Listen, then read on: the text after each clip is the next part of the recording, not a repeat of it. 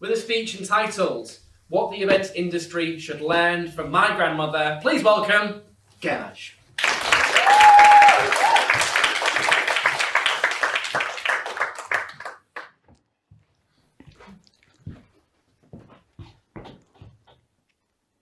Experiences have always meant a lot to me, a lot more than things.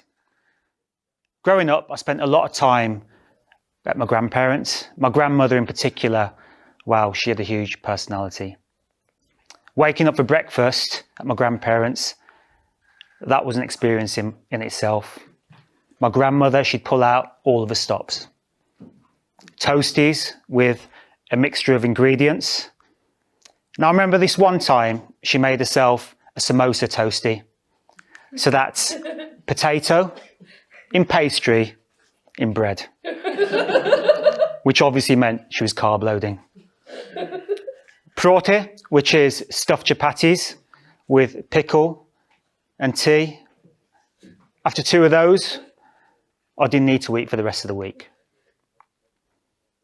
Now, my grandmother, she loved to talk and ask questions. And my grandfather, on the other hand, he'd just sit there quietly and listen or pay no attention. My grandmother, she was just so infectious. She'd commentate on what was on TV. I remember this one time she was watching Coronation Street, commentating in Punjabi. So I recorded it. I posted it on Facebook and it went viral with tens of thousands of hits. She should have been a Gogglebox star. She used to love for me to take her to different places, whether it be the local Sikh temple or the local market. She just liked to immerse herself in people. She used to talk about Raunak, the buzz of having people around.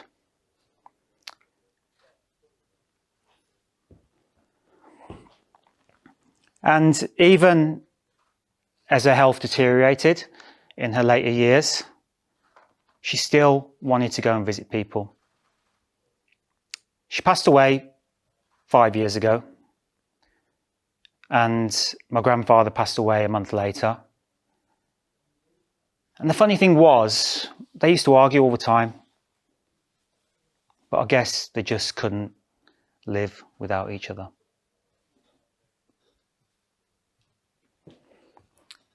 You know, I don't have as big a personality as her. And the ironic thing is, as I stand here on the centre of the stage, I'm not someone who naturally thrives being the centre of attention. But I do love Raunak, the buzz, experiences, seeing people entertained and having a good time. And I guess that's why I got into events.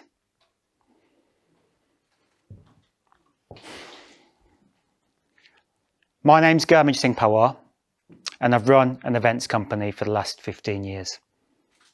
And it doesn't take a genius to work out that the last 2 years have been quite difficult. But what I've realised is that I've really missed this.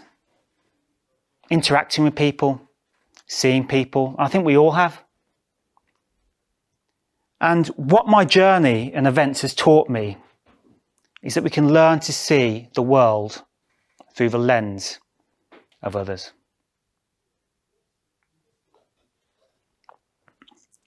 But for me, getting into events wasn't a natural progression.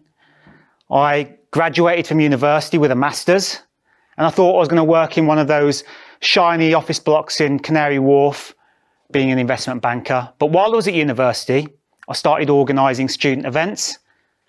We'd get flyers printed, hire a venue, get a DJ, sell tickets. And they really used to buzz off creating that experience for people, a bit like my grandmother did when people came round and she cooked for them. Living and dying by your own decisions. But more than that, I had a curiosity people, handing out thousands of flyers to people. You learn to ask better questions. They do say that everyone's favourite topic is themselves. When I go and visit somewhere new, whether it be here in the UK or abroad, I want to understand what makes people different. While the media like to talk about how we're different, I want to understand why we have differences, why we have different ways of doing things. I want to take you back about 11 years ago. I went to Romania to invest in a property. And I remember some of the comments that I was getting at the time from people I told. Why are you going there for? Like, where is Romania? Isn't that like a third world war-torn country? Won't you get people camping on your property? But comments like that have never put me off.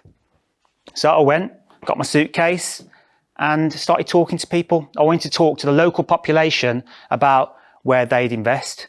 Now here in the UK, when you look at properties and real estate, you look at the top floor of a building and you think that's the most exclusive, the penthouse even. But did you know in Romania there's a fear from communist times that if you get the top floor apartment, that the lift might break down, you'd be forever walking up the stairs with your shopping, and then it'd never get fixed. I wouldn't have found that out had I not gone and spoken to people. In the last few years, I've made some amazing friends in Romania and also colleagues. We've also been able to take people through my company to enjoy events and experiences there. Other places I've been where people thought I was crazy include Medellin in Colombia, Chisinau in Moldova, and Russia. Do you remember the Salisbury poisoning a few years ago and all the media hype? I was in St. Petersburg in Russia around that time. And I posted a picture with me and my business partner on Facebook outside this famous cathedral. And you should have seen some of the comments I was receiving. You're going to get poisoned. Putin's going to nuke you. Oh, come on, man. I'm that important that he wants to nuke me.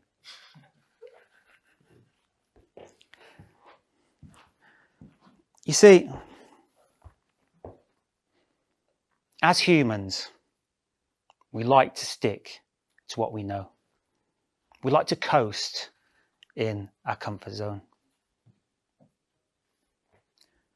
But by stepping out of my comfort zone, by questioning convention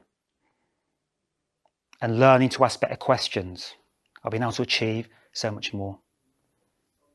Right now, my team consists of people from Ukraine, Serbia, here in the UK, and as far as India and Philippines. And the best thing is, through the work that I do, I've been able to share those experiences with people by being able to take them to different places around the world, to places that would have never thought about going because they've been brave enough to go and discover somewhere new and different. And that's what I love about events and experiences. It gets us to meet each other, talk to each other, learn from each other.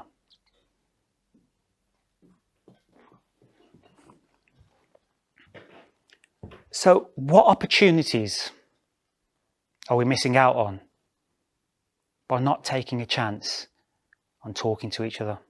Because we think it's scary, or it's weird, or it's not true, not cool.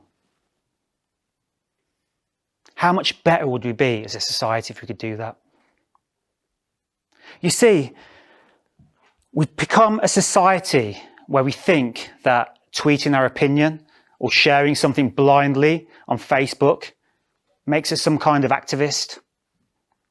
And then we get that sudden sense of adulation when someone likes or comments or retweets what we share. But that's not making change. Because to make real change, we have to learn to talk to each other, to have better conversations. And to do that, we have to learn to listen. Not hear with our ears, but listen.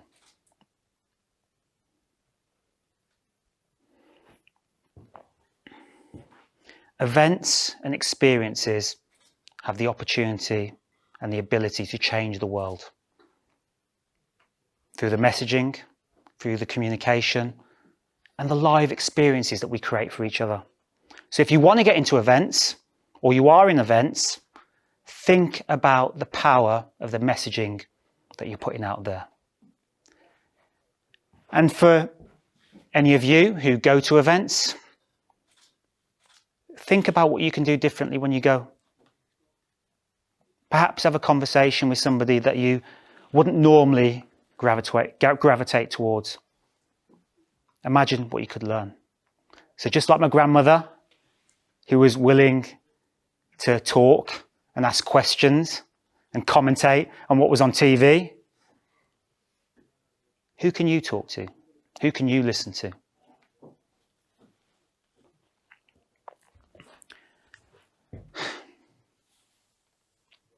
As Alan Watts said, by replacing the fear of the unknown with curiosity, we open ourselves up to an infinite stream of possibilities.